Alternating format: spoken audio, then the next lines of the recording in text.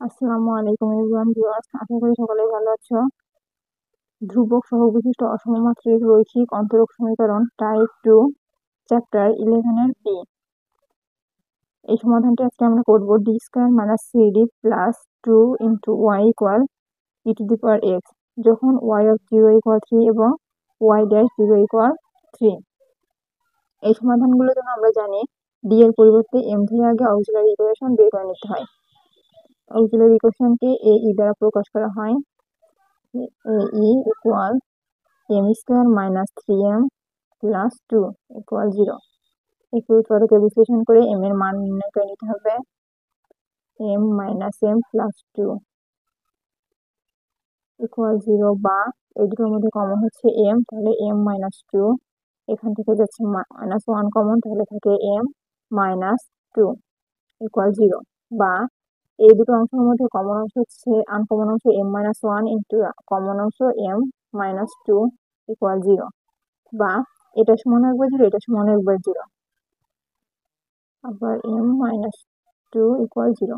তাহলে m সমান সমান লেখা যায় 1, আবার এই পাশে লেখা যায় m সমান সমান 2।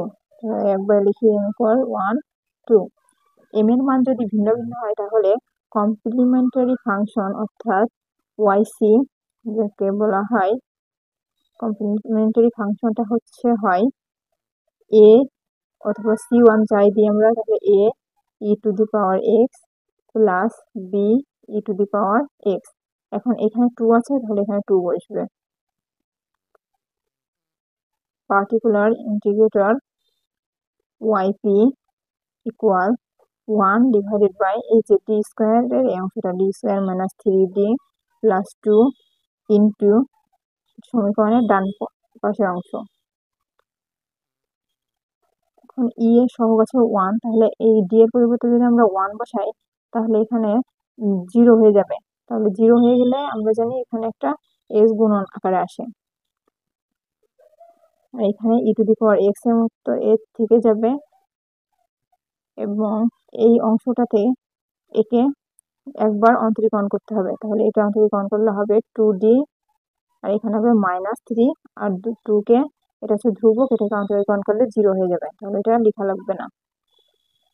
বা এটা গুণ করলে হবে x E to the power x, নিচে এখানে এক্স এর সহগ ছিল 1, তাহলে ডি এর মান যদি 1 বসাই তাহলে হবে 2 মাইনাস 3, তাহলে X E to the power X, আর নিচে থাকে -1, তাহলে এটা পরে যে গুণ হয় তাহলে minus x E to the power x.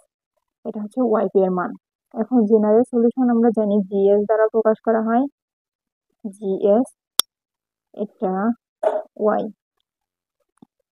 তাহলে এই সমীকরণ হচ্ছে ওয়াইসি প্লাস ওয়াইপি।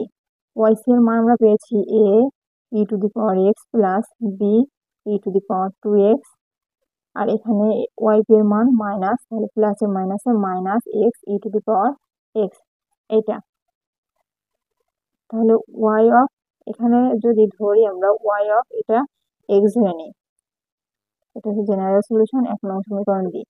এখন এই সমীকরণটাকে একবার অন্তরীকরণ করি যদি, তাহলে ওয়াই ড্যাশ এক্স ইকুয়াল আসে, এখানে ধ্রুবক ধ্রুবকের মতোই থেকে যাবে, আর ই টু দি পাওয়ার এক্স এর অন্তরীকরণ করলে হবে e to the power x plus, এখানে ধ্রুবকটা ধ্রুবকের মতো থেকে যাবে, ই টু দি পাওয়ার এক্স থাকবে ই টু দি পাওয়ার এক্সই, কিন্তু এখানে এক্সটা শুধু এক্স নয় 2x, তাহলে এর অন্তরীকরণ করলে হবে 2, তাহলে সেই 2টা এখানে বসে যাবে।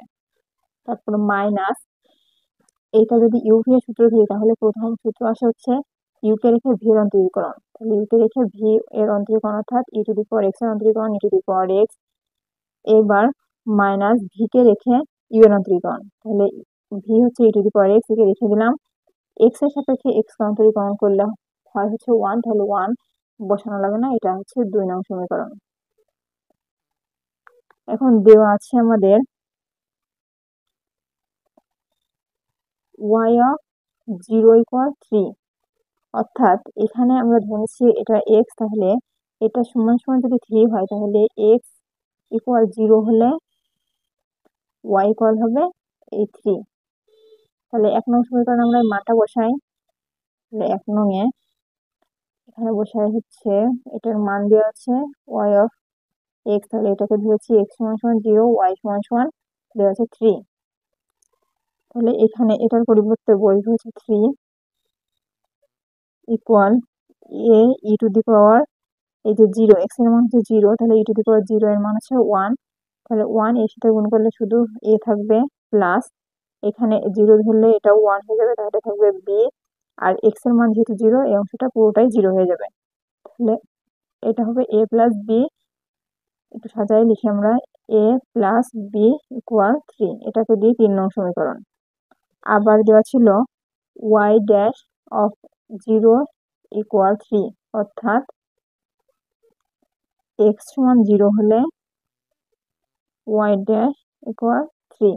তাহলে এই ওয়াই ড্যাশ ইকুয়াল এখানে লিখতে পারি 2 নং সমীকরণে 3 ইকুয়াল, এখানে এক্স এর পাওয়ার 0 হলে এটা 1 হয়ে যাবে, তাহলে এ প্লাস এটার ক্ষেত্রেও তাই 0 হয়ে যাবে, তাহলে 1 বি এর সাথে গুণ করলে হবে বি, আর এখানে 2 আছে এই জন্য 2b, মাইনাস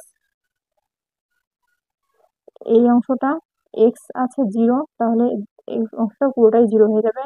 আর এটা হচ্ছে ই টু দি পাওয়ার এক্স, মানে ই to the power 0, E to the পাওয়ার 0 মান হচ্ছে 1, তাহলে এখানে হবে -1। তাহলে একটু সাজিয়ে লিখি, এ প্লাস 2b ইকুয়াল, এই পাশে আছে -1 আর এই পাশে থেকে 3 যদি এই পাশে নিয়ে যায় তাহলে -3 হয়ে যাবে, তাহলে হবে -4।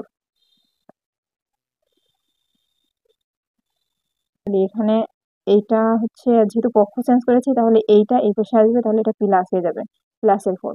এটাকে দিয়ে 4 নং সমীকরণ। তাহলে 3 আর 4 নং সমীকরণ সমাধান করে আমাদের এ আর বি এর মান বের করে, সেটা আমাদের ওয়াই যে সমীকরণটা ছিল, এই যে ওয়াই এর মান, এইটাতে আমাদের বসাতে হবে, 1 নং সমীকরণে মান বসাতে হবে। তাহলে এটা সমাধান করতে হলে আমাদের 3 ও 4 নং সমীকরণ যোগ বিয়োগ করতে হবে। তাহলে 4 যোগ 3, এটাকে যোগ করলে হবে a plus 2b equal 4 divided by a plus b equal 3। তাহলে যেহেতু এখানে কোনোটাই কাটাকাটি করা যাচ্ছে না, তাহলে আমাদের এটা বিয়োগ করতে হবে। বিয়োগ করি, বিয়োগ করলে চিহ্নগুলো পরিবর্তন হয়ে যাবে, প্লাস আছে সবগুলো মাইনাস হয়ে যাবে, তাহলে এটা কেটে যাবে। আর 2b থেকে বি গেলে শুধু বি থাকবে, আর এখানে থাকবে 1, তাহলে বি এর মান 1। এখন এই বি এর মান যে কোনো একটা সমীকরণে আমরা বসাবো, তাহলে আমাদের সমাধান পেয়ে যাব। যেহেতু 3 নং সমীকরণটা ছোট আছে, এই জন্য 3 নং সমীকরণে বি এর মান বসিয়ে, 3 নং এ বি এর মান বসিয়ে, তাহলে মানটা বসাই 3, এখানে এ প্লাস 1 ইকুয়াল 3, বা এ ইকুয়াল 3 মাইনাস 1 ইকুয়াল 2, তাহলে এর মান হচ্ছে 2। অর্থাৎ আমাদের সমীকরণটা হচ্ছে